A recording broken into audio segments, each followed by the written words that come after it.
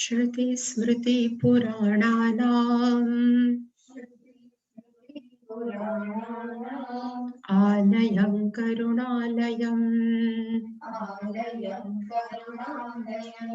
नमामि भगवत्पादम् शङ्करं लोकशङ्करम् शङ्करं शङ्कराचार्यम्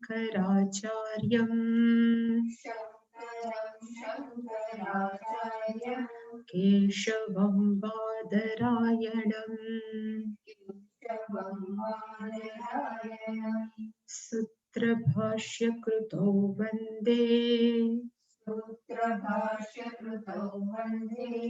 भगवन्तौ पुनः पुनः ईश्वरो गुरुरात्मेति मूर्तिभेदविभागिने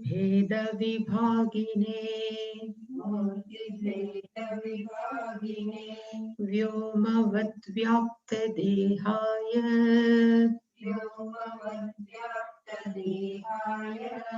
दक्षिणामूर्तये नमः। सदाशिवसमारम्भं गुकारस्त्वन्धकारो वै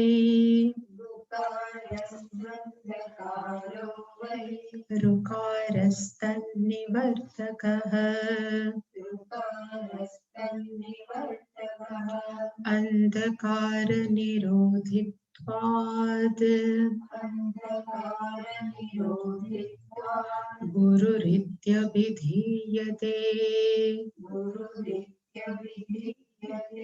सदाशिवसमारम्भाम्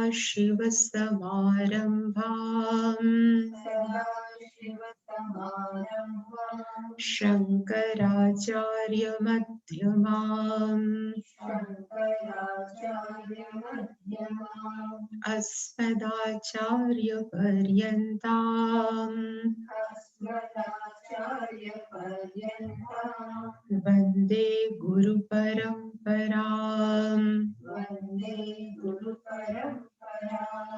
ॐ सहना भवतु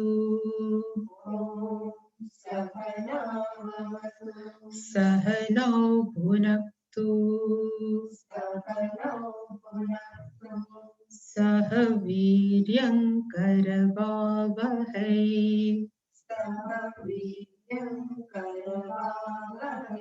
तेजस्विनावधीतमस्तु मा विद्विषावहै।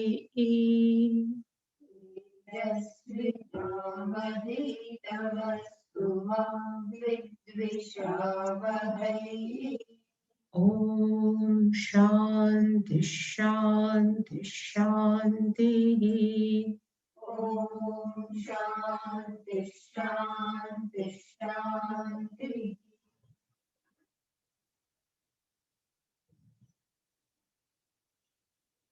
एतत् श्रुत्वा सम्परिगृह्य मर्त्यः प्रहृह्य धर्म्यम् अणुमेतमाप्य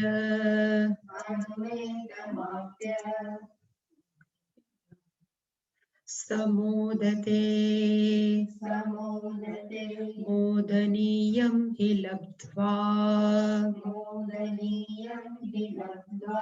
विवृतं सद्म नचिकेतसं मन्ये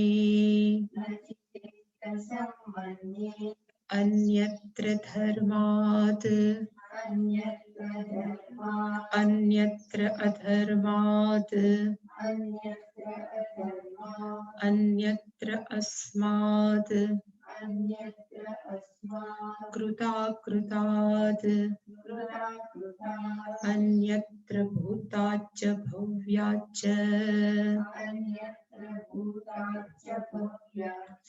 यत् पश्यसि तद्वद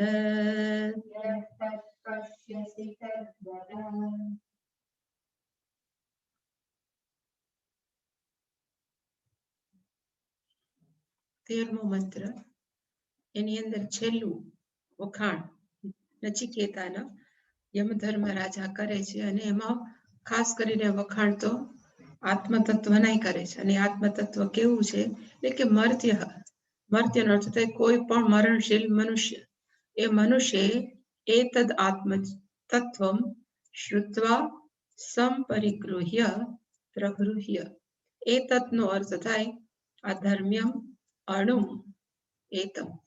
એટલે કે આ બધું જ જે ચૈતન્ય તત્વ છે કે આત્મા છે, એ કેવો છે, તો કે ધર્મ્ય, જે ગઈકાલે આપણે ધર્મનો અર્થ કર્યો હોય, જેનાથી આખું જગત છે ધારણ થાય છે. અણુનો અર્થ થાય અત્યંત સૂક્ષ્મ છે.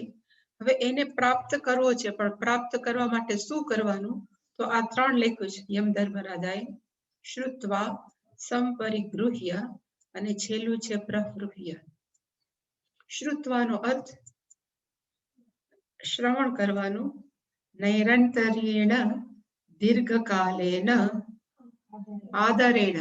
આ 3 એટલે કે લાંબા સમય સુધી સતત, અને જેના ઉપર આપણે આચાર્ય ભાવ છે એની વિથ રિસ્પેક્ટફુલી. આ ત્રણ વસ્તુ સાથે જે શ્રવણ કરે છે, શ્રવણ કર્યા પછી એને આત્મસાત કરવા માટે મનન કરે છે. સંપરિગૃહ્ય, સંપૂર્ણ રીતે ગ્રહણ કરવા માટે એ પ્રયત્ન કરે છે. ગૃહ્યનો અર્થ થાય ગૃહણાતિ, ધારણ, એટલે કહેવાય ને ગૃહણાતિ એટલે પકડવું થાય, પણ સમજવું હોય. પરિનો અર્થ થાય ચારે બાજુથી જે પણ આપણે સાંભળ્યા છે એને વ્યવસ્થિત રીતે. સમનો અર્થ થાય પ્રોપરલી, કે સારી રીતે બધી જ બાજુથી એ આત્મતત્વનું જે ગુરુએ કે આચાર્ય જે વર્ણન કર્યું છે એને શું કરે છે, તો કે પોતાની અંદર ઉતારવા માટે પ્રયત્ન કરે છે. પછી એમાં ડાઉટ થાય તો એ પૂછે, વળી પાછું એનું ગુરુજી છે એનું કહેવાય ને એ ડાઉટ છે એ દૂર કરે, વળી પાછું પૂછે. એટલે કે મનનથી ખરેખર શું થાય, તો કે મનનથી બુદ્ધિ સ્વીકારી લે કે જે પણ શાસ્ત્રમાં છે એ 100% સત્ય છે.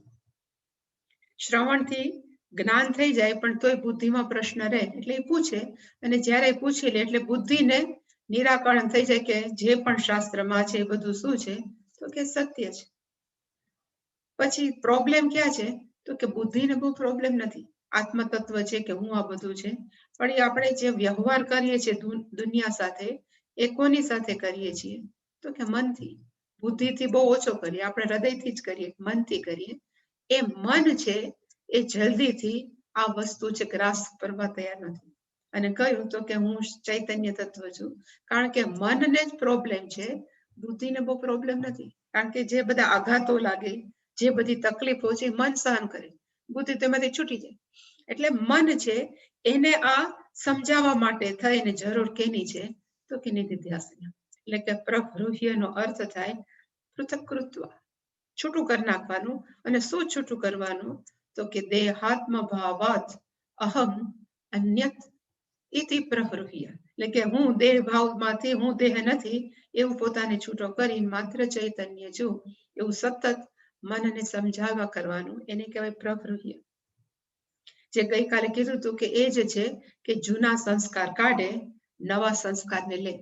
અને નવા સંસ્કાર કયા, તો કે આ જન્મમાં પ્રાપ્ત થયા છે. અને જૂના સંસ્કાર ક્યાં, તો કે અબજો જન્મના છે આપણા મનની અંદર છે. એટલે એકવાર આ બધું થઈ જાય એટલે કે સ્પષ્ટ રીતે, જેમ હસ્તામલક જેવી રીતે હાથમાં આમળું છે સ્પષ્ટ છે, એવી જ રીતે આ મર્ત્ય એને સ્પષ્ટ થઈ જાય કે હું કેવો છું, તો કે હું આત્મજ્ઞાની છું, ચૈતન્ય તત્વ છું. એવું થઈ જાય એટલે એનું ફળ કથન છે ત્રીજી લાઈનમાં કે એકવાર એને આત્મજ્ઞાન થયું એટલે એને કીધું કે લબ્ધવા. કોને લબ્ધવા, તો કે આ જે સાંભળ્યું હતું એને પોતાનું આત્મસાત કર્યું, જીવનમાં ઉતાર્યું. મોદનીયમ હિ લબ્ધવા. મોદનીયમનો અર્થ થાય આપણે કહેવાય ને કે આનંદ પ્રાપ્ત કરવા યોગ્ય, કે આનંદ કરવા યોગ્ય, અથવા આનંદનું જે સ્ત્રોત છે એવા. એટલે કે એવા આત્મતત્વને પ્રાપ્ત કરીને એ આત્મજ્ઞાન એનું શું થાય, તો કે મોદતે સહ મર્ત્ય મોદતે. એ રિજોઇસિસ, એમ કહેવાય કે શું કરે છે, તો અત્યંત આનંદમાં આવી જાય છે. પણ આનંદમાં શું કામ આવ્યો, તો કે મોદનિયમ હિ લબ્ધ. ઘણા બધા આનંદ નાની નાની વસ્તુઓમાં છે, પણ સર્વશ્રેષ્ઠ આનંદ ક્યાં છે, તો કે આત્મતત્વ પામીને. એટલે કે મોદ નિયમ આત્મતત્વમ લબ્ધવા એ વ્યક્તિ શું કરે છે તો કે મોદ. આટલું કીધા પછી યમ ધર્મરાજાએ કીધું કે અહમ મન્યે. હવે એને નચિકેતા માટે થઈને પોતાનો વિચાર જાહેર કર્યો કે નચિકેતા તું કેવો છો તો કે અહમ નચિકેતા મન્યે. હું હે નચિકેતા તારા માટે હું શું વિચારું છું તો કે વિવૃતમ સદમાં. વિવૃતમ નો અર્થ થાય ઓપન થઈ જાઓ, અને સદમાનો અર્થ થાય ખરેખર દ્વાર કે ભવન. કે ભવન છે તારા માટે ખુલી જશે, પણ આ કેવું ભવન તો કે બ્રહ્મરૂપી ભવન અથવા બ્રહ્મ તત્વ છે એ તારા માટે સહજ રીતે ખુલી જશે.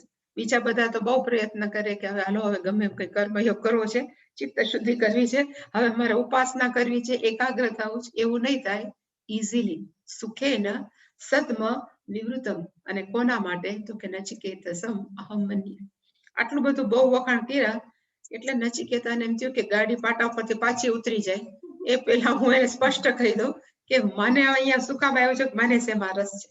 એટલે એને છેલ્લી આ પૂછ્યું કે મને કેમાં રસ છે. ને બહુ સરસ છે ને, નાના છોકરા હોય ને એવું બોલી શકે. આપણે બધા મોટા થાય તો જરાક આદરપૂર્ણ બોલીએ કે એવું બોલીએ, પણ એ કીધું કે યત તત પશ્યસી તદ્વદ. તમે જે જોવો છો ને તદ્વદ એ મને કહ્યું. બીજું ટૂંકમાં બીજું કઈ નહીં. યત તત પશ્યસી. આપણા બધા છે એ બધા મીઠું મરચું ભેળવીને મીઠું મીઠું બોલીને કે નચિકેતા સ્પષ્ટ છે. અને યમ ધર્મ રાજા છે શું જોવે છે અને શું સમજે છે તો કે તમને ખબર છે કે એવું એક તત્વ છે જે ધર્મથી પણ અન્યત છે અને જે અધર્મથી પણ કેવું છે તો કે અન્યત્ર. અહીંયા અન્યત્ર નો અર્થ થાય અન્યત, અલગ છે. પાપ અને પુણ્યથી જે અલગ છે એ તત્વ તમે જે જાણો છો. એટલે જયારે ભગવાન એમ કે છે ને ગીતામાં સર્વ ધર્માન પરિત્યજ્ય મામેકમ, ત્યારે આ બંનેમાં ધર્મ અને અધર્મ બે આવી ગયા.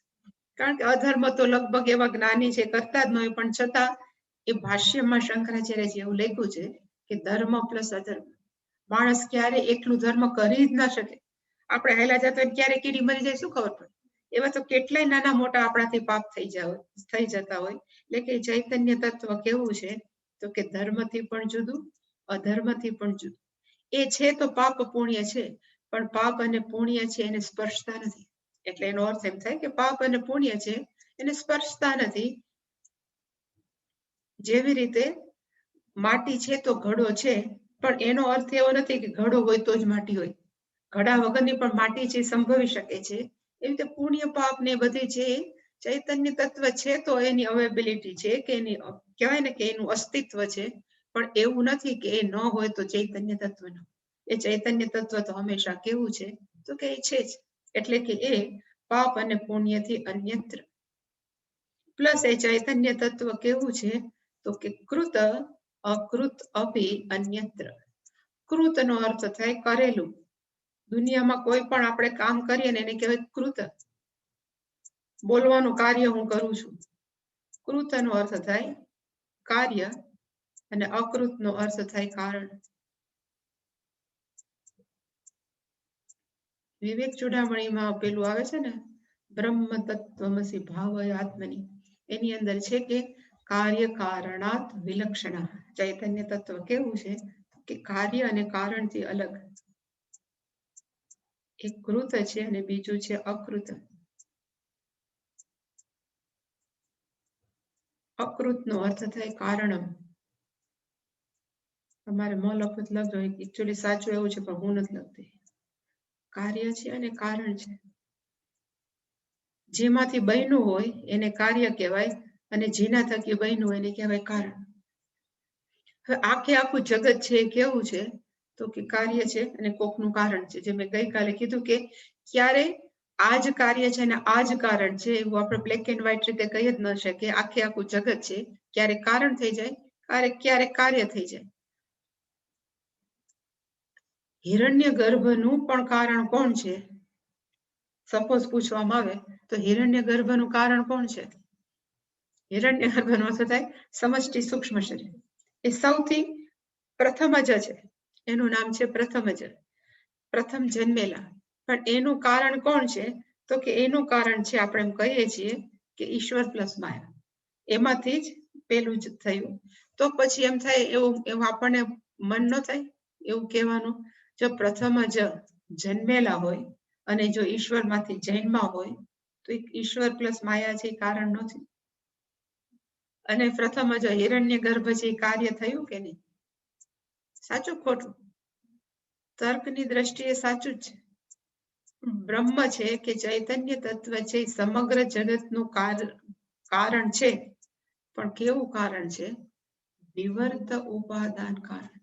અને વિવર્ત ઉપાદાનનો અર્થ થાય કે આપણે દોરડાની અંદર સાપ જોયો, હવે ખરેખર સાપ હતો? નહોતો. આપણા અજ્ઞાનને કારણે જ આપણે શું જોયું? તો સાપ છે એ એટલે દોરડું છે એ સાપનું વિવર્ત ઉપાદાન કારણ. એમાં કઈ ફેર નથી થયો. દોરડું તો બિચારું એમને પડ્યું છે.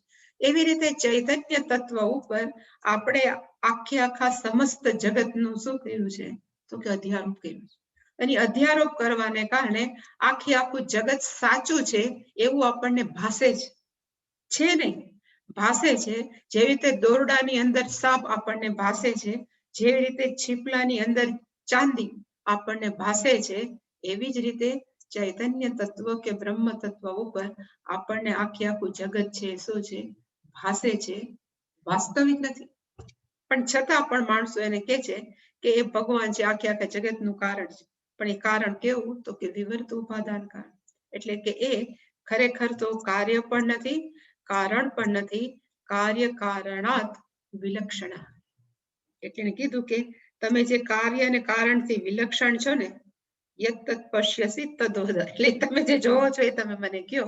અને છેલ્લું એ કેટલા સ્પષ્ટ હશે નચિકેત, કેટલું સ્પષ્ટ હશે કે પાપ પુણ્યથી જે જુદું છે, પછી કાર્ય કારણથી જે જુદું છે, અને હવે છેલ્લે કે જે સમયથી જુદું છે. સમય સાથે જે સંકળાયેલું હોય હંમેશા કેવું હોય? તો કે અનિત્ય જ હોય. એટલે એને કીધું કે અન્યત્ર. શેનાથી અન્યત્ર? તો ભૂતાતનો તથા ભૂતકાલાત, ભવ્યાતનો તથા ભવિષ્ય કાલાત. અને અહીંયા જે ચ છે એટલે શંકરાચાર્ય લખ્યું ચ છે એ શું બતાવે છે? તો કે વર્તમાન કાલાત અપી. એટલે કે જે ભૂતકાળથી અલગ છે, જે ભવિષ્યથી અલગ છે, અને જે વર્તમાનથી અલગ છે, એની સાથે સંકળાયેલું નથી. એ જે તમને ખબર છે તત્વ એ તમે મને કહો.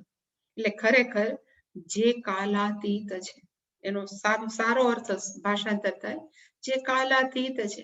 અને વધારે આપણે એને એક્સટેન્ડ કરીએ આને, આ તર્કને, એને કીધું કે જે આ ત્રણ કાળથી જુદું છે એનો અર્થ થાય કાલાતીત. અને જ્યારે આપણે કહીએ કે કાલાતીત છે એનો અર્થ થાય નિત્ય છે. કારણ કે જે સમય સાથે જોડાયેલું હોય એ જ અનિત્ય છે. એટલે એને જાણવામાં એ જ રસ છે કે જે નિત્ય તત્વ છે એની તમે મને વાત કરો, કારણ કે મારે એ જ જાણવું છે, બીજું મને જાણવામાં કઈ રસ નથી. આટલું કીધા પછી નચિકેતા છે હવે લગભગ કઈ બોલતો નથી. હવે જે બોલે છે એ યમધર્મ રાજા જ બોલે છે. અને એને ચાલુ ક્યાંથી કર્યું? તો કે એક ઉપાસનાથી. આ ત્રણે ત્રણ આપણે જોડે બોલીએ, પછી આપણે એક પછી એના અર્થ જોશું. સર્વે વેદાઃ યત પદમામનંતિ તપાંસી સર્વાણી ચ યત વદન્તિ યદિચ્છन्तઃ બ્રહ્મચર્યં ચરન્તિ તત્તે પદમ સંગ્रहेण બ્રવીમિ. ઓમ ઇતિ એતત.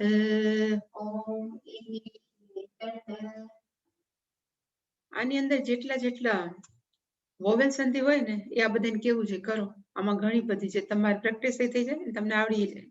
પછી ચોકલેટ લેવામાં વહેલા સેલ પડે ને એવું મેં સાંભળ્યું છે, છાપામાં આવ્યું છે.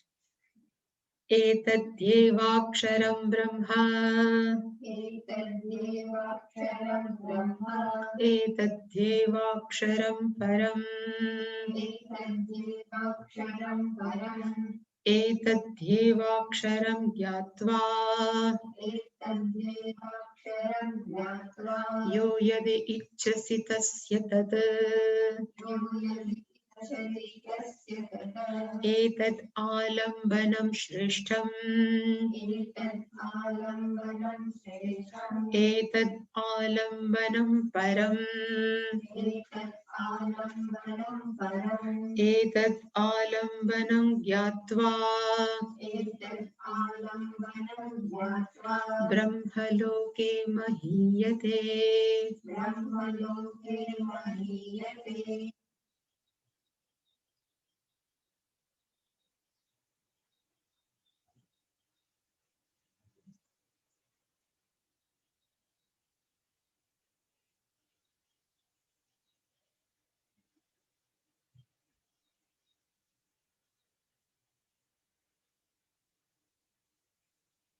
सर्वे वेदाः यत् पदम् आमनन्ति। પછી બીજી લાઈન છે સર્વાણि તપાંસि સર્વાણि તપાંસि યદ વદન્તિ યદ ઇચ્છन्तः બ્રહ્મચર્યં ચરन्ति તત્તે પદમ સંગ્રહેણ બ્રવીમિ ઓમ ઇતિ એતત.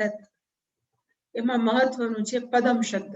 પહેલો શબ્દ મહત્વનો છે તત્તે પદમ સંગ્રહેણ બ્રવીમિ. પછી આપણે ઉપર જોશું. હવે પદનો અર્થ જનરલી આપણે શું કરીએ તો કે સ્થાન, ફલાણું ડિગ્રી કે પદ. પણ અહીંયા પદનો અર્થ શંકરાચાર્યજી લખ્યો છે કે વિષ્ણુ પદમ. એટલે વિષ્ણુ પદમ જેવું આવે એટલે બધા વૈષ્ણવ કેમ વૈષ્ણવાઇટ્સ કે બધા ખુશ થઈ જાય કે હારીશ અંતે તો અમે આવ્યા. કૃષ્ણ ભગવાનનું કે વિષ્ણુ ભગવાનનું નામ આવ્યું. પણ અહીંયા પદનો અર્થ થાય સ્થાનમ અથવા એ ચૈતન્ય તત્વ પોતે. કારણ કે વિષ્ણુનો અર્થ શું થાય તો કે વ્યાપકાત વિષ્ણુ, અને જે સર્વ વ્યાપક છે એ સ્થાન છે. એવી જ રીતે આપણે કહીએ કે યદ ગત્વાન નિવર્તન્તે તદ ધામ, ત્યાં ધામ લખ્યું છે. એ ધામનો અર્થ પણ આ જ થાય. એવી રીતે પદનો અર્થ પણ થાય એ જ ચૈતન્ય તત્વ. એ ચૈતન્ય તત્વ છે એના વિશે સંગ્રહેણ બ્રવીમિ. ભગવાન કહે છે યમ ધર્મરાજા એના વિશે હું તને ટૂંકમાં કહીશ. અને એ કેવી રીતે પામી શકાય એના માટે માણસો શું શું કરે છે એ બધું જ હું તને શું કહીશ તો કે ટૂંકમાં કહીશ.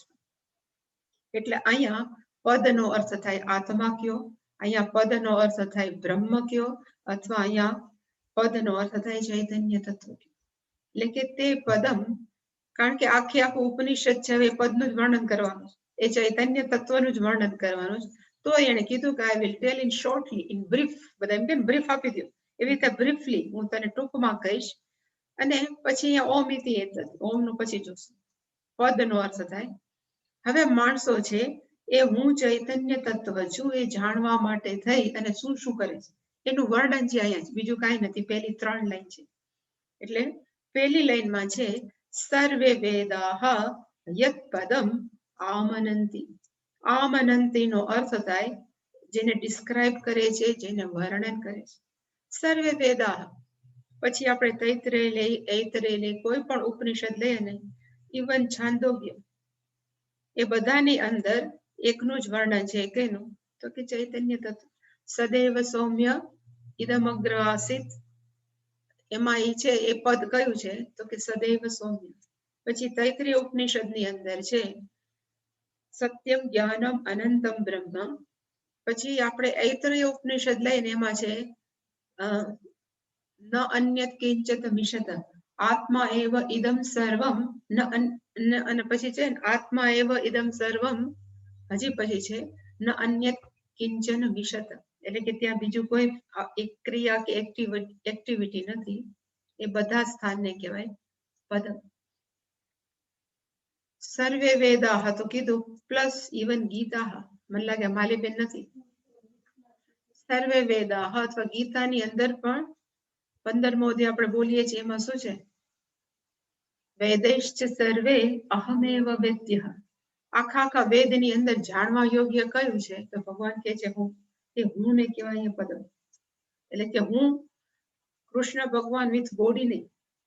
જ્યારે પણ ભગવાન હું કરે છે છઠ્ઠાથી 7મા અધ્યાયથી લઈને 12 અધ્યાય સુધી, એમાં જ્યારે કે હું કોણ છું ત્યારે હું છે માત્ર વિથ બોડી કૃષ્ણ ભગવાન નથી. એટલે 15મા અધ્યાયમાં પણ કીધું કે બધા જ અહમ હિ સર્વે વેદેશ્ચ, એટલે હું જ વેદેશ્ચ સર્વે અહમેવ વેદ્ય, બધા જ વેદોની અંદર હું જ જાણવા યોગ્ય છું, એનો અર્થ થાય. એનું વર્ણન ભગવાન પોતે જ કર્યું. પછી આપણે કહેવાય ને કે છાંદોગ્ય ઉપનિષદની અંદર 6th ચેપ્ટરની અંદર ઉદ્દાલકે શ્વેતકેતુને એવું કીધું, એતદ આત્મ્યમ ઇદમ સર્વમ, આખું જગત છે શું છે, તો એ જ આત્માથી વ્યાપેલું છે. તો વર્ણન કોને કર્યું? તો કે આ જ પદ. પછી એવી જ રીતે એના પછી ભૂમા છે, 7મો ચેપ્ટર ભૂમા વિદ્યા છે. એની અંદર પણ સનત સતકુમાર એ બધા એકાનું વર્ણન કર્યું. તો કે યત પદમ. ઇવન જે 4થું ચેપ્ટર છે ને, આઈ થિંક એની અંદર છે તત્જલાન, એક આખી ઉપાસના છે. તત્જલાન આખી સરસ શબ્દ છે. એ ખરેખર એની ઉપાસના કરવાથી પ્રાપ્ત શું થાય? તો કે તત્પદ. એનો અર્થ થાય સર્વે વેદાહ, ઇવન સર્વે સ્મૃતિ ગ્રંથાહ અપી, એટલે કે બધા જ વેદો.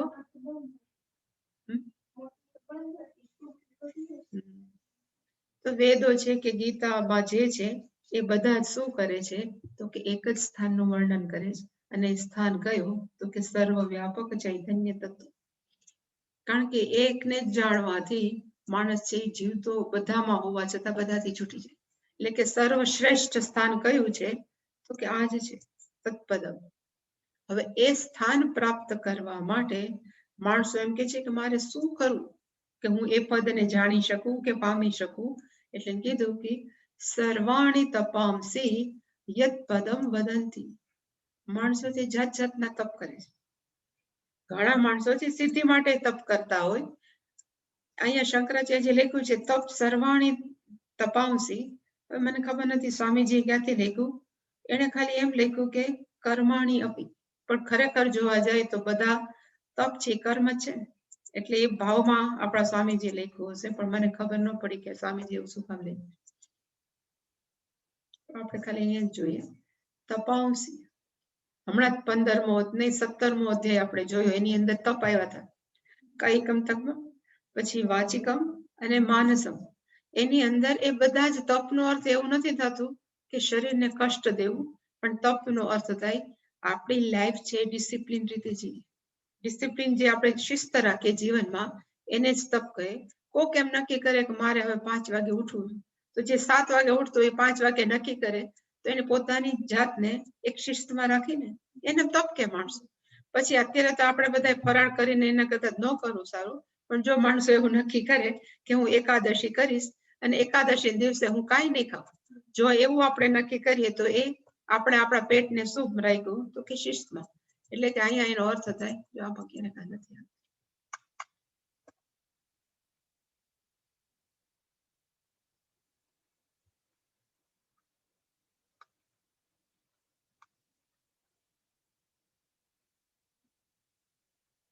નહીં ચાલે. કાના સેલ જે આવ્યા છે ને ખોટા છે, જૂના છે. અત્યારે નહીં કરે પણ પછી એમ ક્યાં કરવું? તું કરવું હોય તો કર, હું તો આ ઓલી બાજુમાં રાખ્યું જ મેં.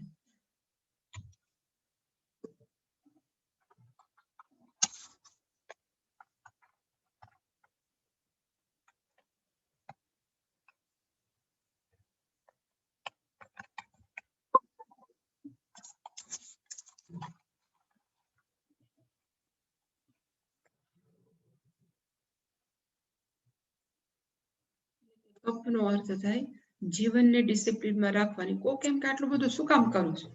જે ખરેખર પરમાત્માને પામવા માંગતા હોય તો એને કીધું કે આ પદ માટે થાય. જે હું તપ એટલા માટે કરું છું કે જેથી હું જે વર્ણન કરે છે વેદો એ પદને હું પામી શકું. એટલા માટે વદંતી બધા એમ, એટલે આઈ થિંક વેદાહ વદંતી, કે લગભગ વેદો પણ એમ કહેતા હોય કે તું બધા તપ કર, આ તપથી તને શું પ્રાપ્ત થશે? તો કે એ સ્થાન, એ તારું પોતાનું સ્વરૂપ છે, એ તું પ્રાપ્ત કરી શકી છે. અને છેલ્લી લાઈનમાં કીધું યદિચ્છંતઃ, જે ઈચ્છતા હોય કઈનું? તો કે તત્પદમ. જે ઈચ્છંતઃનો અર્થ થાય જે ઈચ્છતા હોય. અને માણસો કેની ઈચ્છા કરે? તો સેમ પાછું યદ પદમ, જે એ આત્મજ્ઞાન પ્રાપ્તિની ઈચ્છા રાખતા હોય, કદાચ આપણે એમ લખીએ કે ઈશ્વરને પ્રાપ્ત કરવાની ઈચ્છા રાખતા હોય, એ બધા શું કરે છે તો કે બ્રહ્મચર્યમ ચરંતી. અને શંકરાચાર્ય જેવા ભાષ્યમ લખ્યું કે જે વ્યક્તિને પછી એ ગૃહસ્થ હોય કે બ્રહ્મચારી હોય, જેને પણ આની અંદર રસ હોય કે ચૈતન્ય તત્વ છે, તો એ છે ઘરે તો નહીં જ રહે, ક્યાંક તો એને ગુરુકુલ વાસ તો કરવો જ પડે. એટલે કે જ્યારે પણ બ્રહ્મચર્યનો અર્થ થાય ત્યારે એ લોકો ટ્રાન્સલેશન એમ જ કરે છે કે જેને બ્રહ્મચરિતુમ શીલમ યસ્ય સહ બ્રહ્મચારી, જેને બ્રહ્મ કોણ છે એ જાણવામાં રસ હોય, એવી બધી જ વ્યક્તિને કહેવાય બ્રહ્મચારી. હવે બ્રહ્મનો અર્થ કયો થયો તો કે ચૈતન્ય તત્વ. એટલે કે બ્રહ્મચારી એટલે માત્ર અપરિણિત વ્યક્તિને, શાસ્ત્રના કહેવા પ્રમાણે બ્રહ્મચારીનો અર્થ થાય one who are interested to know who am I. એ બધી જ વ્યક્તિઓ છે, ઘરે બેઠા તેવું નહીં જ થાય. એટલે કે ત્યાં ગુરુકુળ વાસની અંદર એ લોકો, અને ઇવન બ્રહ્મનો બીજો અર્થ કર્યો છે વેદ ઓલ્સો. વેદને જાણવા માટે જે પોતાની જાતને સંપૂર્ણ સમર્પિત થઈ અને જાણવા માટે સતત પ્રયત્ન કરે તો પણ એને કહેવાય બ્રહ્મચારી. એટલે બ્રહ્મચર્યનો અર્થ થાય બ્રહ્મને જાણવા માટે થઈ one who is live a life, આવી એને કહેવાય બ્રહ્મચર્ય. એટલે કે બ્રહ્મચર્યનો એક અર્થ છે બ્રહ્મ તત્વને જાણવા માટે જે લાઈફસ્ટાઈલ જીવે એને કહેવાય બ્રહ્મચર્ય. અને બ્રહ્મનો અર્થ કદાચ આપણે વેદો લઈએ, વેદ છે જ, બ્રહ્મ એટલે વેદ, એટલે બ્રહ્મનો અર્થ even બ્રાહ્મણે થાય, પણ અહીંયા આપણે વેદ લઈ તો જે વેદની અંદર આ સર્વે વેદાહ યત પદમામનંતિ, વેદો જે પદનું વર્ણન કરે છે એને જાણવા માટે થઈ પોતે જે ગુરુકુલ વાસમાં રહીને જે લાઈફ જીવે છે એ બધાને કહેવાય બ્રહ્મચર્યમ ચરંતી. હવે એ પદ છે એનું નામ શું? આટલું બધું વર્ણન કર્યું કે વેદો છે એ પદને બહુ વખાણ કરે છે, માણસો છે એના માટે થઈને બધા જ તપ કરે છે, અને એને પ્રાપ્ત કરવા માટે થઈને માણસોએ પોતાની ટોટલી લાઈફસ્ટાઈલ ફેરવી નાખી. એવા લાઈફસ્ટાઈલથી જે જીવે છે એ પદ છે, હું તને ટૂંકમાં કહીશ. એ સ્થાન છે, ચૈતન્ય તત્વ છે, પણ એ પેલા એ સ્થાનનું નામ શું છે એટલે અહીંયા લખ્યું ઓમ ઇતિ એતત. અહીંયા છે વ્યોમ મ્યોમ છે ને, એ મ્યોમ નથી, એનું નામ છે ઓમ બ્રવીમી ઓમ ઇતિ એતત. હવે ઓમકારની ઉપાસનાનો અહીંયા ભાર દીધો આપણા કોણે, વેદ યમધર્મરાજાએ. એને કીધું કે માણસોના જીવનમાં શું હોવી જોઈએ તો કે ઓમકારની ઉપાસના. 3 જે મંત્ર છે, 3 મંત્ર છે ડેડિકેટેડ ટુ હુમ તો કે ઓમકાર. હવે જે ઓમકાર છે, પહેલા પણ મેં વર્ણન કર્યું ફરી વાર કે લગભગ ઓમકાર છે એ ગૃહસ્થીઓ છે એ ક્યારે પણ ખાલી ઓમ ઓમ ચેન્ટ ન કરે. અને એવું શાસ્ત્રએ ના પણ પાડી છે કે ખાલી ઓમકાર છે એ ગૃહસ્થીઓ ચેન્ટ ન કરવો, કારણ કે પૂજ્ય સ્વામીજીના સ્લોગન મુજબ one who chants om there is a no home. Swamiji there is a no home, one who chants om. જે ઓમકારનું ચેન્ટિંગ કરે ને પછી ઘર ન હોય એ બિચારા બાવા થઈ જાય. એટલે અમે, અને એવું શું કામ કે છે કે જે ખરેખર પ્રેમથી ઓમકારનો જપ કરે એના મનની અંદર વૈરાગ્ય આવે. હવે એને જે વૈરાગ્ય આવે એ તો ઘરના બીજા માણસોને ખબર ન હોય કે આને વૈરાગ્ય છે, એટલે ઘરમાં પછી ધીમે ધીમે શું થાય તો કે ઝઘડા ચાલુ થાય. પેલા કે રાતે આટલી સિરિયલ જોવી જ, બીજા બધા પછી કે શું સિરિયલમાં લખ્યું છે, જે ઓમકારનો જપ કરતો એમ કે એવી નાની મોટી વાતની અંદર પછી બધા કહે મતભેદ થાય, અને માણસો પછી એમ કે એના કરતા તમે ઘર છોડી દો. એટલે માણસથી સાધુ થઈ જાય. એટલે ક્યારે પણ ગૃહસ્થોને ના પાડી છે કે ખાલી ઓમકારનો નહીં કરો. એટલે આપણે ઓમ નમઃ શિવાય પછી જે પણ છે બધા જ મંત્રો સાથે ઓમ જોડી દીધું, પણ એકલો ઓમકાર નહીં. ઓમકારનો એકલો જપ માટે કોણ અધિકારી છે તો કે માત્ર સંન્યાસી, એના સિવાય કોઈ ન કરવું એમ. હવે આ ઓમકાર શું છે એટલે એના ઘણા બધા નામ છે, એટલે આપણે સહેલાઈથી સમજવા માટે ઓમકાર છે એને આપણે એક નામ કહીએ. આપણે કોઈ પણ નામ બોલીએ ને તો એની સામે આપણે એ જે પદાર્થ હોય હાજર થાય. આપણે બોલીએ કે ઘડો, એક નામ છે એટલે આપણા મગજની અંદર શું આવે તો કે ઘડો. એટલે સારી એટલે રામાયણ જેવાની ભાષામાં બોલે કે નામ અને નામી છે જુદા નથી. રામ રામ કરે તો રામ થોડા પછી આપણા મનની અંદર રામ ભગવાન જ આવે ને, કૃષ્ણ કૃષ્ણ કરીએ તો કૃષ્ણ ભગવાન આવે. એટલે એમ કહેવાય કે નામ અને નામી કેવા છે તો કે બે એક છે. આ રામાયણમાં લખ્યું છે. પછી અહીંયા લખ્યું છે કે શબ્દ રાખીએ આપણે. અહીંયા તો લખ્યું છે વાચક ને વાચ્ય, જરાક અઘરું પડે પણ આપણે રાખીએ. આ નામનું સારું સંસ્કૃત શું કહેવાય તો કે વાચક.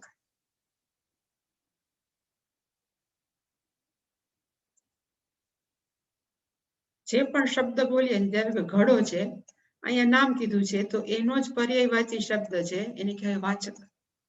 જેવો શબ્દ બોલીએ તરત એનો કંઈક અર્થ થતો હોય, એનો એક પદાર્થ થતો હોય, એને કહેવાય વાચ્ય.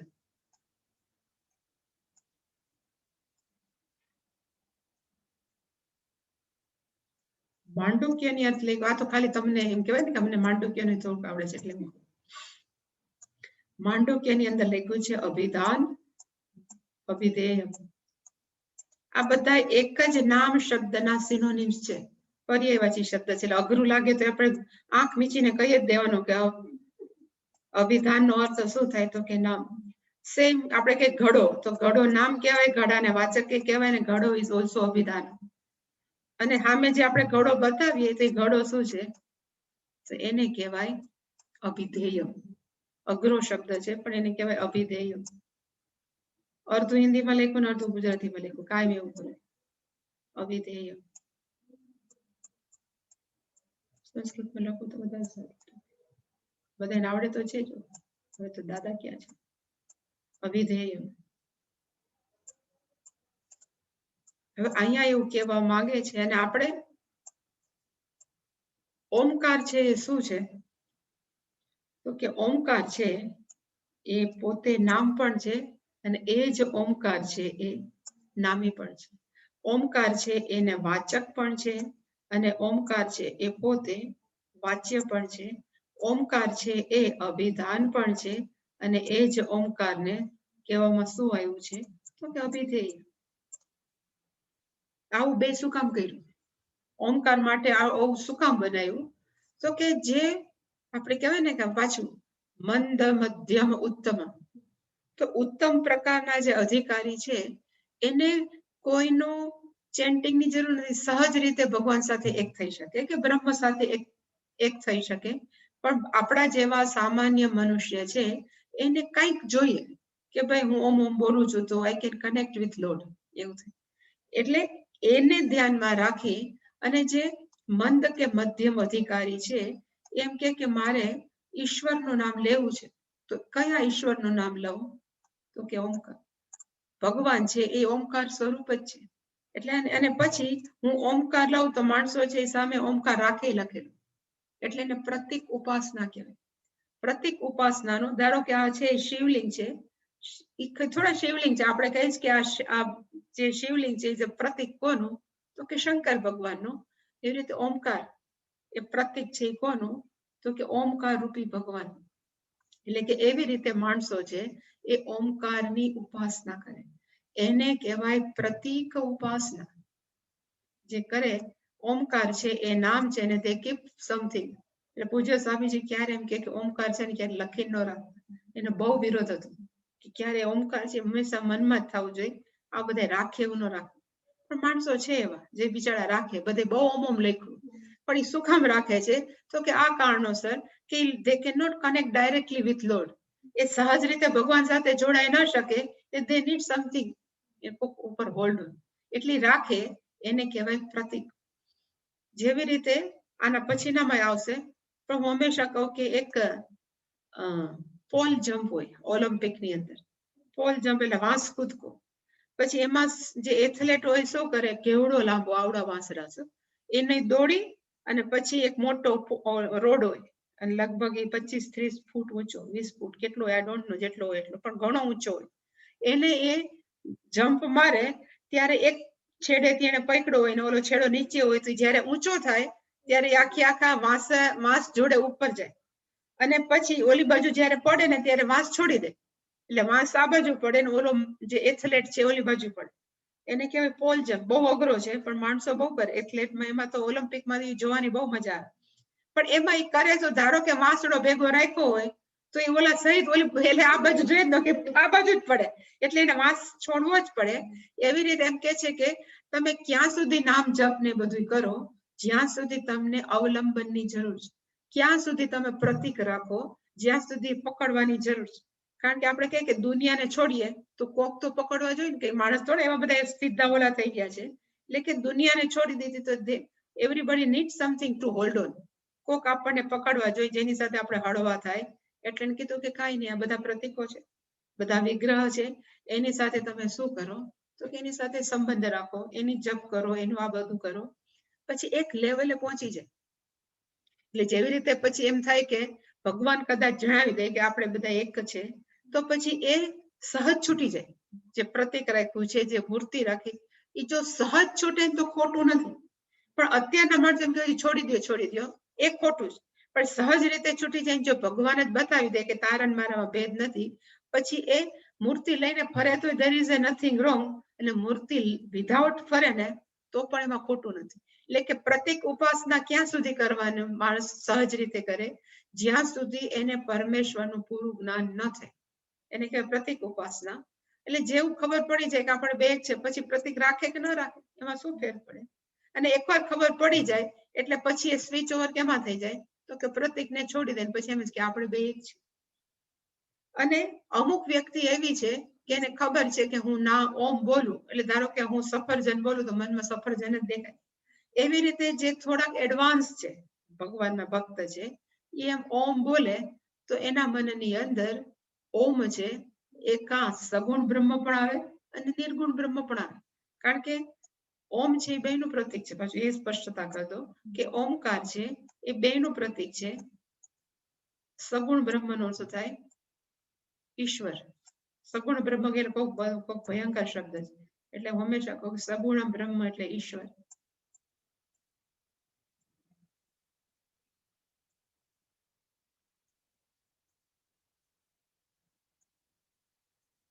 અને નિર્ગુણ બ્રહ્મ એટલે બ્રહ્મન રાખીએ ખાલી.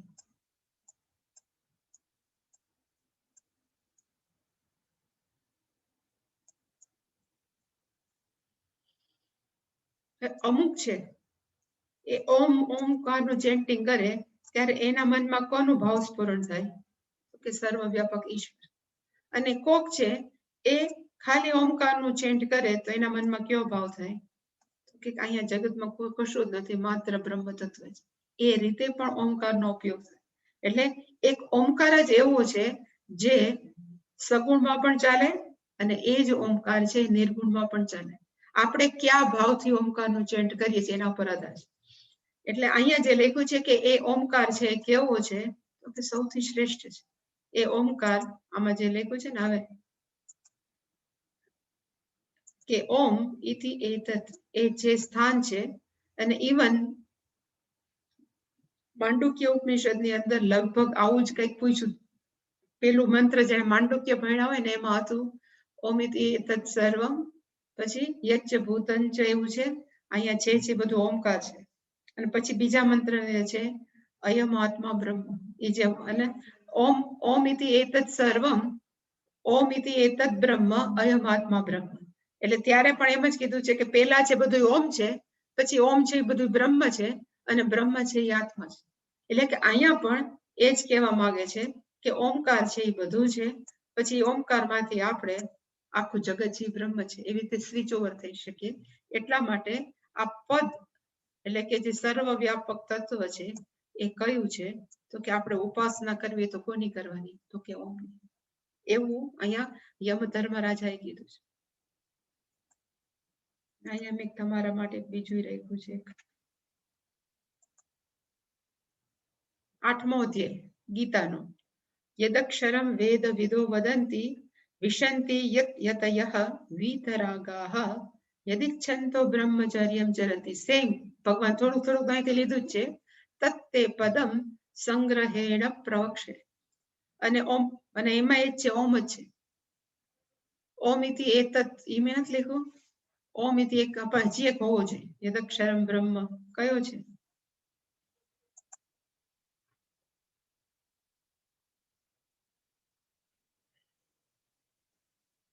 પણ અહીં બે જ છે એટલે આ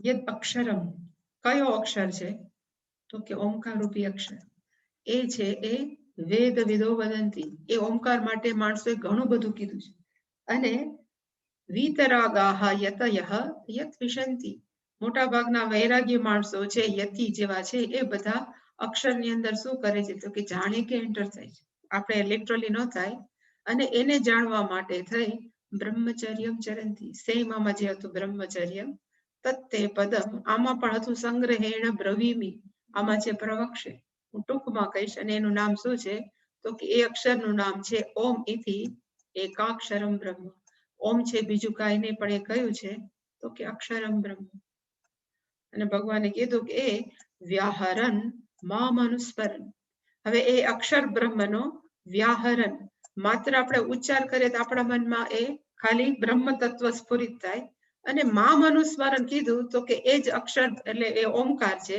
આપણે ઈશ્વરને પણ જોડી શકીએ એટલે કે બંને પ્રતીક તરીકે પણ કામ લાગે અને એ જ વ્યાહરણ કહે ખાલી કોઈ ઓમ ઓમ બોલે તો એને કોઈની જરૂર નથી ખાલી બ્રહ્મ સાથે એક થઈ શકે અને આવું કરીને યફ પ્રયાતિ દેહમ ત્યજન આવી રીતે બોલતા બોલતા જો કોઈ દેહને છોડે તો ભગવાને લખ્યું એને સપરમામ ગતિ એ વ્યક્તિ શ્રેષ્ઠ ગતિને પામે છે એટલે કે ઓમકારનું શાસ્ત્રની અંદર બહુ જ મહત્વ છે એટલે એને કીધું કે તત્ સંગ્રહેણ બ્રવીમી ઓમ ઇતિ એતદ અને ધારો કે કોક એમ પૂછે કે આટલો બધો ઓમકારની ઉપર તમે ભાર શું કામ દ્યો છો એટલે એના પછીના આપણે જે બોલી ગયા છે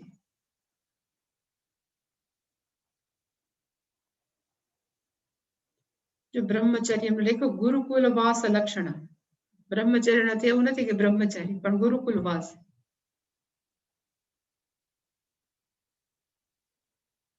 અને શંકરાચાર્ય જેવું લખ્યું અહીંયા તત એતત પદમ યત બભુત્સિતમ ત્વયા કારણ કે જાણવા માંગતા હતા ને કે ભાઈ આખું જગત છે કાલાતીત શું છે એ તત્વ કયું છે એને કઈ બભુત્સિતમ તું જે જાણવા ઈચ્છતો તો એ બીજું કોઈની પણ ઓમકાર જ છે એ મને કીધું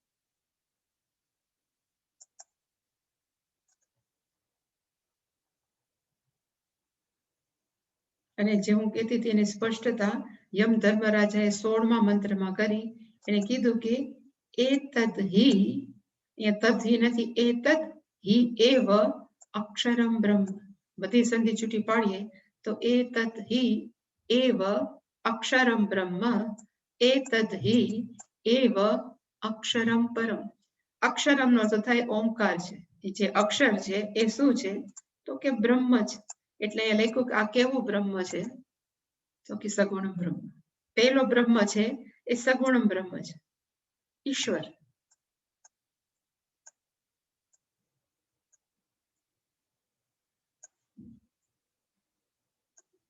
આ સગુણ બ્રહ્મ અને અહીંયા છે એતધિ એવ અક્ષરમ પરમ પરમનો અર્થ થાય લિમિટલેસ અમર્યાદિત તો એ કયું થયું તો કે નિર્ગુણમ બ્રહ્મ જે ચૈતન્ય તત્વ કે આપણે જે કહીએ છીએ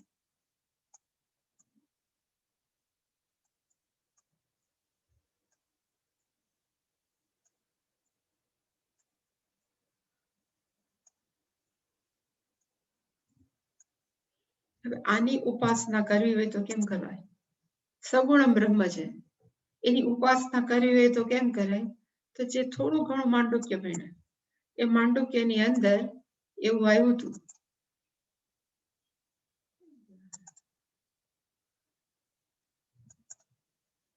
માંડુક્યની અંદર જે પ્રક્રિયાની જે એક્સપ્લેનેશન થયું છે એને કહેવાય અવસ્થાત્રય વિવેક હવે એની અંદર જાગ્રત છે હું ખાલી આટલું લખીશ પછી એની અંદર સ્વપ્ન છે અને એની અંદર સુષુપ્તિ છે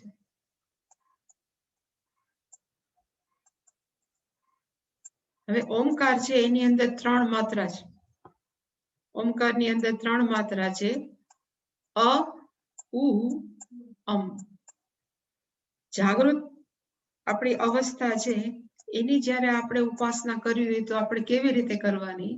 તો કે ઓમકારની અમાત્રા સહિત, ખાલી અ લેવાનું કે ઓમકારની અવસ્થા છે એ શું છે? તો કે આખી જાગૃત પ્રપંચ, અને જાગૃત પ્રપંચ નો અર્થ થાય સમસ્ત સ્થૂળ શરીર. એ શું છે? તો કે ઓમકારની અમાત્રા. એવી રીતે અહીંયા જે લે આલંબનમ, તો કેવી રીતે આલંબન લેવાનું? એ બ્રહ્મનું એટલે કે એ ઈશ્વરનું. તો કે ઈશ્વર છે આખી આખી જાગૃત અવસ્થા છે, અને જાગૃત અવસ્થા એટલે ખરેખર કયું છે? તો કે વિરાટ. એ વિરાટ છે, સમસ્ત જાગૃત અવસ્થા છે. એ જાગૃત અવસ્થાના વિરાટની હું ઓમકારની અમાત્રા ઉપર શું કરું છું? તો કે એના ઉપર આખી આખું એનું પ્રતીક તરીકે લઉં છું અને એનો હું ઉપાસના કરું છું. પછી એવી જ રીતે સ્વપ્ન અવસ્થા છે, અને આ બધું એને વિથ લોજિક કીધું છે. અહીંયા આપણે કે માંડુક્ય ભણતા નથી એટલે ડીપમાં જવાનું. એ શું કામ અને આમાં લીધી? શું કામ ખાલી ઉને સ્વપ્નમાં લીધું અને સુષુપ્તિમાં ખાલી શું કામ લીધું? એનું એક્સપ્લેનેશન. એટલે પછી એવી જ રીતે સ્વપ્ન અવસ્થા છે, તો સ્વપ્ન અવસ્થા એટલે આમ જોવા જાય તો સૂક્ષ્મ આપણું જગત. સ્વપ્ન કે જાગૃતમાં તો નથી આવતું, એટલે કે સ્વપ્ન ઇઝ ઇક્વલ ટુ સૂક્ષ્મ. એટલે કે માત્રા ઉપર, ઓમકારની માત્રા ઉપર હું સમસ્ત સૂક્ષ્મ શરીર એનું હું આહ્વાન કરું છું. સમસ્ત સૂક્ષ્મ શરીર એટલે હિરણ્ય ગર્ભ થઈ ગઈ. એટલે કે આખે આખું હિરણ્ય ગર્ભની હું શું કરું છું? તો કે આહ્વાન કરું છું, અને એમ માણસો ઉપાસના કરે. એટલે જેમ એતદ ધ્યેયવાક્ષરમ બ્રહ્મ, તો ઉપાસના કેમ થાય? તો કે આવી રીતે થાય. અને છેલ્લી છે સુષુપ્તિ. અમારે એક બેન હતા, એટલે બ્રહ્મચારીણી હતા. એનું નામ હતું સુદીપ્તિ નામ હતું, સુદીપ્તિ. તો બધા એ જે ક્લાસ ચાલુ થાય ને એટલે એને આંખ બંધ કરવાની ટેવ હતી. તો આંખ બંધ કરીને સાંભળે. એટલે આંખ બંધ કરે ને આવું કઈક ટોપિક આવતો હોય માણસોને શું આવે? સહજ ઊંઘ આવે. એટલે લગભગ એ છે ને સાંભળતા સાંભળતા એકાદ બે વાર તો જુલું ખાઈ લે. એટલે બધા એનું નામ પડતું સુષુપ્તિ ચૈતન્ય. એટલે મને યાદ આવ્યું કે સુષુપ્તિ છે, તો સુષુપ્તિની અંદર આખા જાગ્રત સ્થૂળ પ્રપંચ નો પણ લય થાય, સૂક્ષ્મ સુઈ જાય ત્યારે સ્વપ્ન પ્રપંચ નો પણ લય થાય. એટલે કે એમાં શું છે? તો કે એને કહેવાય અમ. કારણ કે અ ઉ અને અમ ની અંદર અ અને ઉ નો લય થઈ જાય, એટલે એને કહેવાય કારણ પ્રપંચ. એટલે કે આખું જગત સ્થૂળ સૂક્ષ્મ અને કારણ પ્રપંચનું હું કેમાં આહ્વાન કરું છું? તો કે ઓમકારમાં. હવે આવી રીતે જે માણસો ઉપાસના કરે ને એનું મન કેવું થાય? કેટલું વ્યાપક થાય કે આખું સૂક્ષ્મ સ્થૂળ જગત. પછી એને એમ કે તું જ બ્રહ્મ છે, એને અઘરું ન પડે જાય સમજ. એટલે અહીંયા જે કીધું છે કે એ કેવું છે? તો કે આજે પેલો એતદ હિ એવ અક્ષરમ બ્રહ્મ, એટલે કે ઈશ્વર છે જે સગુણમ બ્રહ્મ છે, એની માણસો છે આવી રીતે ઉપાસના કરે. અક્ષરમ એટલે કે ઓમકારની. અને હજી પણ મેં તો ખાલી આટલું જ લખ્યું, પણ એની અંદર પછી વિશ્વ આવે, તેજસ આવે, આપણે જે એડ કરવા હોય બધા વિશે, સ્થૂળ સૂક્ષ્મ કારણ. એવી રીતે છે માણસો શું કરે છે? તો ઉપાસના કરે. છાંદોગ્ય ઉપનિષદ ની અંદર શરૂઆતમાં ઉદગીત ઉપાસના આવે છે. ઉદગીત ઉપાસના છે. કોકને એમ થાય ઉદગીત એટલે કેવું સરસ નામ છે, પણ ઓમકાર જ. ઉદગીત એટલે બીજું કઈ નહીં, ઓમકાર. તમને યાદ હોય તો આઈ થિંક રામદેવજી એમ કે ઉદગીત કરો. રામદેવજી ના ક્યાંક પ્રાણાયામ ની અંદર આવે છે તમે ઉદગીત કરો. એટલે કોકને એમ થાય ઉદગીતમાં હું ગાવાનું હશે, પણ ઉદગીત એટલે ઓમકાર ખાલી. એની પણ માણસો બહુ ઉપાસના કરે છે. અને આ બધી ઉપાસનાને કેવી કહેવાય? તો કે પ્રતીક ઉપાસના. ઓમકારને કેવી રીતે લીધો? એ છે પ્રતીક. અને ઓમકાર છે કેનું પ્રતીક છે? તો કે ઈશ્વરનું. એવી રીતે, કારણ કે આખું સ્થૂળ જગત લીધું, સૂક્ષ્મ જગત લીધું, કારણ પ્રપંચ, એ બધાનું પ્રતીક કયું છે? તો કે ઓમકાર. એવી રીતે જે સાધકો છે એ સગુણ બ્રહ્મની ઓમકાર તરીકે શું કરે છે? તો કે ઉપાસના. હજી અહીંયા એક મેં રાખ્યું છે, બતાવી દો. હજી નાસ્તામાંથી ભાગી જવાનું કારણ આ હોય છે, મને ટાઈમ નથી મળતો હજી લાંબો. આ છે એ પ્રશ્ન ઉપનિષદ છે. એની અંદર પીપલાદ ઋષિએ સત્યકામ ને જયારે જ્ઞાન આપતા હતા, એમાં પીપલાદ ઋષિએ પણ આ જ લખ્યું છે.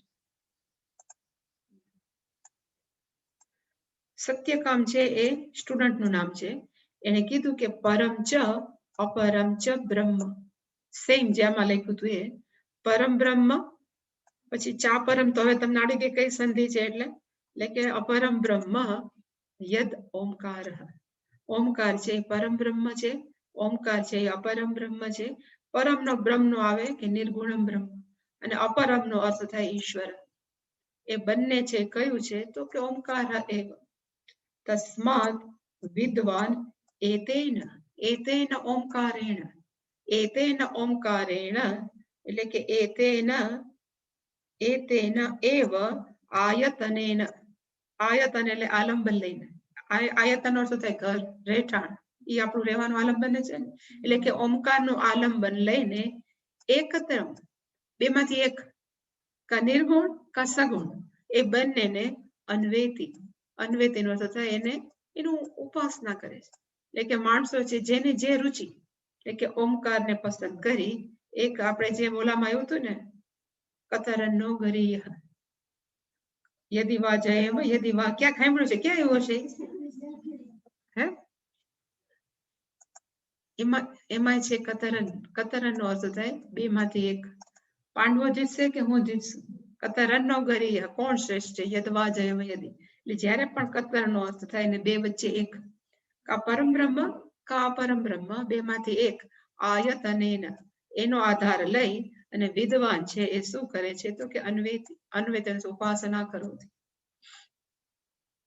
આ બધી ઉપાસના બહુ મહાન છે, અને એને કરવા માટે આપણી પાસે ટાઈમ હોવો જોઈએ, એવું મન હોવું જોઈએ.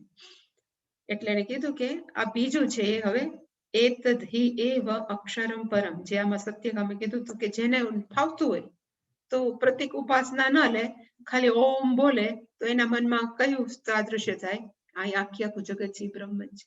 એવી રીતે માણસો કેવી રીતે કરે તો ઉપાસના.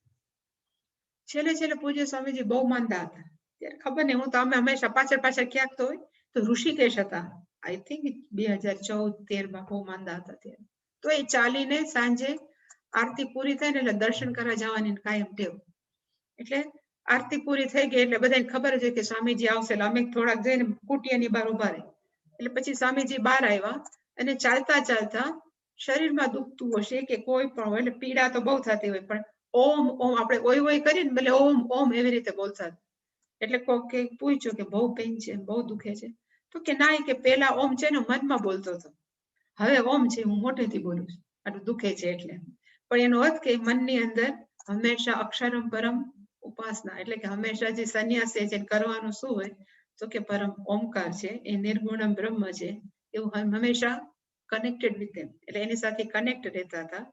તો એકવાર માણસને ખબર પડી જાય કે કા હું પરબ્રહ્મ તરીકે પણ હું ઓમકારનો જપ કરી શકું છું, અથવા અપરમ બ્રહ્મ તરીકે પણ ઓમકારની હું પ્રતિક ઉપાસના કરી શકું છું, એને કહેવાય એતદ્ એવ અક્ષરમ જ્ઞાત્વા. આ ઓમકારને છે એકવાર જાણી લે. કેવી રીતે જાણી લે? કા પરમ અક્ષરમ છે કઈ ખાલી આવ છે, પર અથવા અપર, એટલે આ નો થાય અપર, એક ઈશ્વર તરીકે પણ ભજી શકીએ, કા નિર્ગુણ, એવું જાણીને જે વ્યક્તિ અહીં જ્ઞાત્વાનો અર્થ થાય યદ જ્ઞાત્વા, આવું જાણીને પછી જેને મન થાય કરે. એટલે કે યો યદ ઈચ્છતિ તસ્ય તત, જેવું જેનું માઇન્ડ ઘડેલું છે, યદિ ઈચ્છસી, કોક એમ કે નાવો મને તો બહુ અઘરું પડે, ખાલી ઓમકાર છે નિર્ગુણમ બ્રહ્મ, મને તો ઈશ્વર ફાવે, તો તમને ગમે તો ઈ કરો એમ. યો યદિ ઈચ્છસી, વોટ એવર યુ લાઈક, જેને જે પ્રમાણે ફાવતું હોય, તસ્ય તત, ઓમકાર છે એના માટે એવો થઈ જાય. કોક એમ કે મને ઈશ્વર તરીકે ફાવે છે, ઓમકારનું કરું છું, મારે એમાં જ મજા આવે. કોકે મને એની કાંઈ જરૂર નથી, ખાલી મનમાં જ ઓમકારનું ચેન્ટ કરું છું, બ્રહ્મ સાથે જોડાઈ જાઉં છું. યદિ ઈચ્છસી, જેમ ભગવાને કીધું છે ને કે 18મા અધ્યાયમાં શું કીધું, વાર બોલું છું, યદ ઈચ્છસી તત્કુરુ, જે તને ગમે એ તું કર, આટલું બધું ભણાવી દીધું. એવી રીતે યો યદ ઈચ્છતિ, જેને જે ઈચ્છા થાય, અપરમ બ્રહ્મા રસ હોય તો એની રીતે ઓમકાર કરે, પરમ બ્રહ્મા રસ હોય તો એવી રીતે કરે, પણ કરો એમ કીધું, જેને પાય પણ તમે કરો એમ. તસ્ય તત.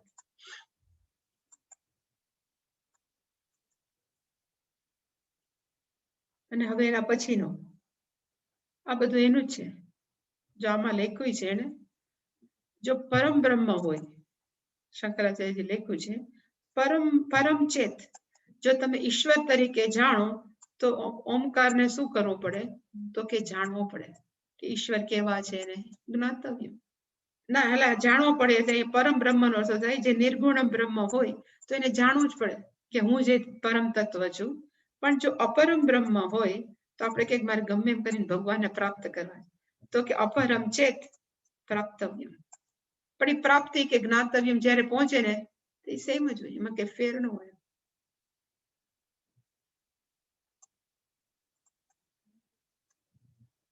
આટલી ઓમકાર કીધા પછી એને છેલ્લે સ્પષ્ટ કર્યું. એતદ આપણે બોલ્યા કા એતદ આલંબનમ શ્રેષ્ઠ. કોક એમ કે કયું સાચું? ગાયત્રી ઉપાસના બધી બેસ્ટ જ છે, એમાં નથી, બધી ઉપાસના બેસ્ટ જ છે, પણ સૌથી બેસ્ટ આલંબન કયું દુનિયાની અંદર? પછી એમાં શાલિગ્રામજી આવે, શિવજી આવી જાય, ગણેશજીની મૂર્તિ, કેટલા બધા છે આપણી પાસે આલંબન પકડવા માટે. એની અંદર સૌથી શ્રેષ્ઠ આલંબન કયું છે? તો કે એતદ આલંબનમ શ્રેષ્ઠ. આ જે આપણે જો ઓમકારની રીતે આપણે કરીએ કે આખું જગત જે ઓમકાર છે એ સર્વશ્રેષ્ઠ ભગવાનને જાણવાનું કે પકડવાનું અવલંબન છે. બીજા નથી એવું નથી, નહીતર એમ થાય કે જો આના જ વખાણ કર્યા, પણ આ છે અત્યારે આ ટોપિક છે એટલે કીધું કે આ સૌથી શ્રેષ્ઠ છે. એતદ આલંબનમ પરમ. આ ઓમકાર રૂપી જે આલંબન છે એ કેવું છે? તો કે શ્રેષ્ઠમ છે. વળી પાછું આપણે એમ કહી શકીએ કે દુનિયાને ધ્યાનમાં રાખીને, બધા પ્રતીકોને ધ્યાનમાં રાખીને ઓમકાર છે સગુણમની અંદર કેવું છે? The best. પણ ધારો કે સગુણમને આપણે કહીએ કે ના અમને તો બસ નિર્ગુણમ બ્રહ્મ જ ફાવે, તો એને કીધું કે નિર્ગુણ બ્રહ્મની બાબતમાં પણ એતદ આલંબનમ પરમ. સૌથી શ્રેષ્ઠ આલંબન આમાં કયું છે? નિર્ગુણ બ્રહ્મની અંદર, તો કે જ ઓમકાર. એટલે કે મોટે ભાગે એવું છે કે જ્યારે સંન્યાસીઓને ગાયત્રી મંત્ર આપવામાં, એટલે એમ કે ગાયત્રી મંત્ર લઈ લે, જ્યારે સંન્યાસીઓને સંન્યાસ દીક્ષા આપે ને પછી એને ગાયત્રી મંત્ર કરવાનો અધિકાર નથી. અને એવી જ રીતે કોઈ પણ યજ્ઞ કાર્ય કરવાનો પણ અધિકાર નથી. તો માણસો એમ પૂછે કે તમને એમ ન થાય કે બિચારા આટલા બધા ગાયત્રી મંત્ર કરતા હતા, શું કામ ગાયત્રી નહીં કરવાની? એટલે કે ગાયત્રી નથી કરવાની એવી નથી, ગાયત્રી કરવાની છે, પણ આપણે એક ગાયત્રીને કોલેપ્સ કરી, મર્જ કરી દીધી. આપણે કહીએ ને મર્જ કરવી એટલે એમાં ભેળવી દીધી. અને કેવી રીતે ભેળવી? તો આટલું બધું લખવાનું મને બહુ આળસ થાય. ઓમ ભૂર્ભુવ સુવઃ છે એ આટલું હું લખું છું, બીજું લાંબુ નહીં લખું ગાયત્રીનું. ઓમ ભૂર્ભુવ, ભૂહુ, ભૂરસ્વ છે દીર્ઘ? ના, દીર્ઘ જ છે. ઓમ ભૂર્ભુવઃ સુવઃ.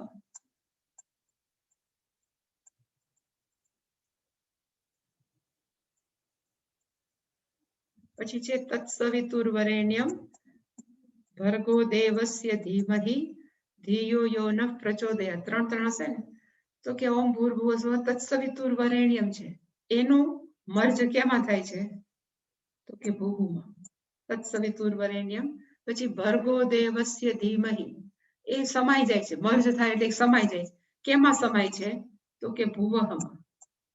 અને ધિયો યો નઃ પ્રચોદયાત, એ કેની અંદર સમાઈ જાય? તો કે સુવઃ. તો એ ભૂહુ ભુવ સુવઃ તો કેટલું લાંબુ છે. એટલે કે અની અંદર શું છે? એટલે ઉ ની અંદર શું છે? તો કે અ, ઉ અને અમ 3 છે ને? ન હોય તો યાદ રાખજો, આની અંદર 3 છે. કદાચ બેનને તો ખબર જ છે, પણ આને ખબર ન હોય. પણ ઓમ ની અંદર 3 વસ્તુ છે, અ, ઉ અને અમ. તો ભૂહુ છે વળી પાછું મર્જ કેમાં થાય છે? તો કે અમાં. ભૂવઃ છે કેમાં મર્જ થાય? તો કે ઉમાં. અને સુવઃ છે કેમાં થાય? તો કે અમ. અને 3 છે ભેગા થઈને શું થાય? તો કે અમ. એટલે કે ગાયત્રી જાતિ નથી, ગાયત્રી છે શોર્ટ ફોર્મમાં આવી ગઈ. કારણ કે એવું ઈચ્છતા હતા કે ત્યારે તો એને બહુ બધું કહેવાય ને, ભણાવવાનું હોય, અભ્યાસ કરવાનો હોય, શાસ્ત્ર અભ્યાસ. એટલે તમે આટલું કરો, ઓમ કરો તો પણ આખી ગાયત્રી આવી. એટલું ઓમકારનું મહત્વ હતું. હજી એ છે જ કે ઓમકારનું મહત્વ છે એ કેવું છે, એટલે એને કીધું કે સૌથી શ્રેષ્ઠ આલંબન છે. જે માણસોને આટલું ઓમકાર વિશે જ્ઞાન હોય અને એ ભાવ સાથે કરે, તો આ સગુણ જગતની અંદર સૌથી શ્રેષ્ઠ આલંબન કયું છે? તો કે ઓમકારનું. પૂજ્ય સ્વામીજી એમને કહેતા હતા કે એક ઘણા બધાને એને તો કેટલી બધી દીક્ષા આપી છે ને, સંન્યાસ દીક્ષા. તો એક બ્રાહ્મણ હતો, એટલે કહેવાય ને કે 8 વર્ષના હતા ત્યારે એને પેલી લીધી હોય જનોય ઉપનયન. અને મેં લગભગ એને મેં કે 70 વર્ષે આપ્યું છે એ બ્રાહ્મણને સંન્યાસ દીક્ષા. એટલે 70 - 8 કેટલા વર્ષ કર્યું એને? 62 વર્ષ. એને રોજ સવાર સાંજ એ 3 સંધ્યા કરે, ગાયત્રી કરે, બધું કરતા. હવે જેવું આ સંન્યાસ દીક્ષા આપી એટલે ઓલે કીધું કે નહીં બોલવાનું, ગાયત્રી છે નહીં બોલવાનું. તો બીજે દિવસે કે આમ રેસ્ટલેસ થઈ ગયો એ બ્રાહ્મણ સંન્યાસી તરીકે. બીજે દિવસે આવીને કે મને કંઈક દો, કંઈક કરવાનું, સવાર બપોર સાંજ, નહીં મારું શું કરવું? નહીતર માણસોએ 62 વર્ષ 3 વખત જો સતત આવે તે સંધ્યા કરતો હોય એના મય થઈ ગયા હોય ને, એમાંથી બહાર નીકળવું એના માટે બહુ અઘરું થઈ ગયું. એટલે સ્વામીજી કે પછી મેં પાછું એને શીખડાવ્યું સવાર બપોર સાંજ, એની બદલે તું આ કર ને તો એ સંધ્યા જેવું જ છે. કારણ કે આ પકડીને એને એ આલંબન થઈ ગયું હોય, ત્રિકાળ સંધ્યા. એટલે કે સંન્યાસીઓ માટે બધાનો બાદ છે, કઈ કરવાની જરૂર નથી. પણ એવો નથી કે હવે છૂટાને રખડો, પણ ખરેખર પચડ ભાવ એવો હતો કે વધારે અભ્યાસ કરવાનો છે, વધારે ભણવાનું છે, એટલા માટે સંન્યાસીઓ માટે આ લઈ લીધું છે. પણ એ સૌથી શ્રેષ્ઠ આલંબન છે. અને એ આલંબન પાછું કેવું છે તો કે પરમ, એટલે કે લિમિટલેસ પણ છે. જો તમે નિર્ગુણ બ્રહ્મ તરીકે એનું ચેન્ટિંગ કરો તો તમારું મન કેવું થઈ જાય? આનાથી વધારે શ્રેષ્ઠ કઈ વાત? અને એકવાર માણસ એ જાણી લે કે ભાઈ હું જે ચેન્ટિંગ કરું છું એ તત્વ કેવું છે તો કે સર્વવ્યાપક છે.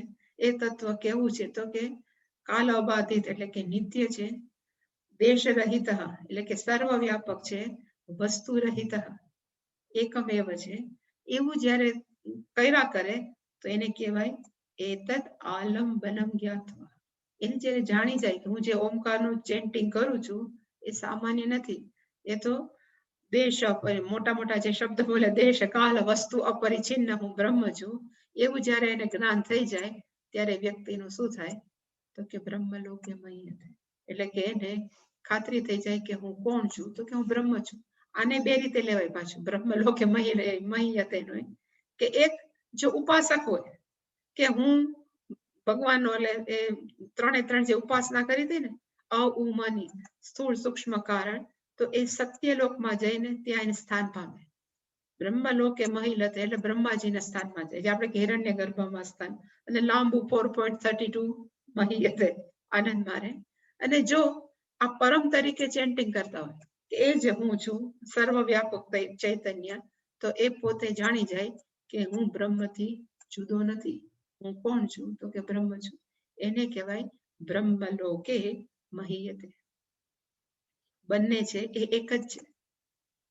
પણ ત્યાં સુધી પહોંચવું આપણે પછી છે ને, ક્યારેક માણસો આનું ટીકા કરે કે જો તો ઉપાસક કેવો છે, એને બ્રહ્મલોકમાં જવાનું મન થયું. પણ હું કહું કે એટલું જાવું ને એ કઈ સહેલું નથી. એના માટે પણ એવું મન જોઈએ. બ્રહ્માજી જેવું મન વ્યાપક થાય ત્યારે એ વ્યક્તિ છે.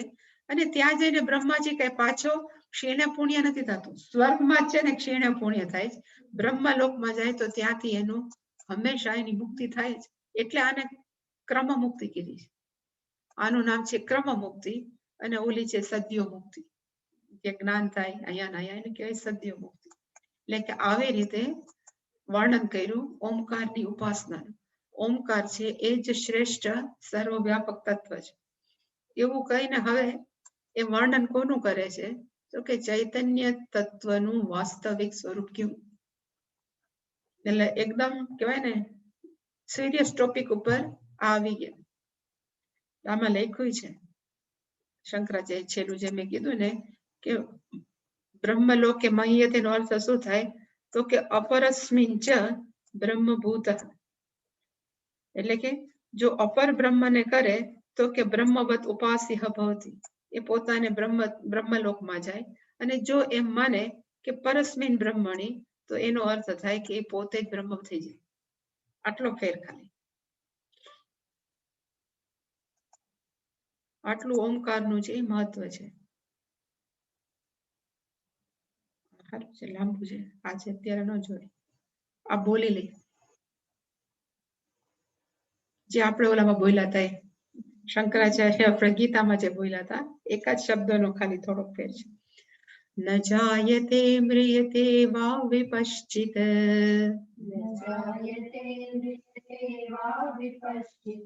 नायं कुतश्चित् न बभूव कश्चित्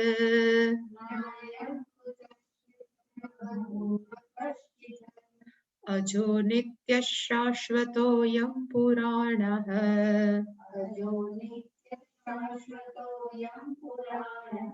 न हन्यते हन्यमाने शरीरे